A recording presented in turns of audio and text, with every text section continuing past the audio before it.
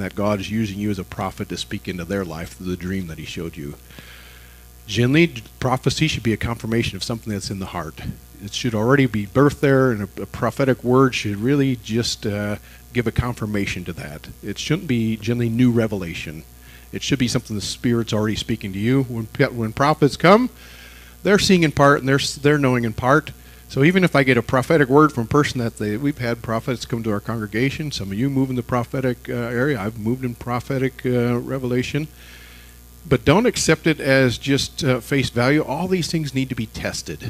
All these things shouldn't be jarring to us. They should be more of a confirmation of something the Lord's already been speaking to our heart. I get very nervous when I get prophecies that are completely out of the realm of something the Lord hasn't been speaking to me about. I generally like it to be a confirmation. I'll give you an example from Scripture. Rabbi Paul was on his way to Jerusalem. And a prophet comes to him, Agabus, ties himself up and says, this is going to happen to the man that is aware of this belt. I'm paraphrasing. And they try to persuade him not to go to Jerusalem. So the prophet has this prophecy about Paul, ties him up with his belt and says, hey, this is what's going to happen. You don't go to Jerusalem. That was the prophet's interpretation. What did Paul understand it to be? Paul understood it to be a confirmation of what God had already spoken to him about, that he would have to go into captivity and would have to be in bondage.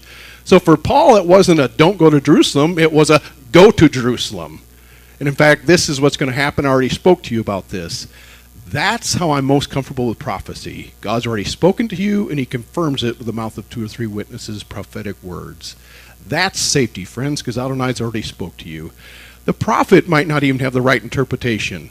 In this case, Agabus didn't. He heard from God without a doubt. He was absolutely correct that Paul would go into bondage and end up in Rome. But his analysis, his interpretation of it was off. It wasn't a warning of Paul not to go. It was a confirmation for Paul to go. Do you see how that works?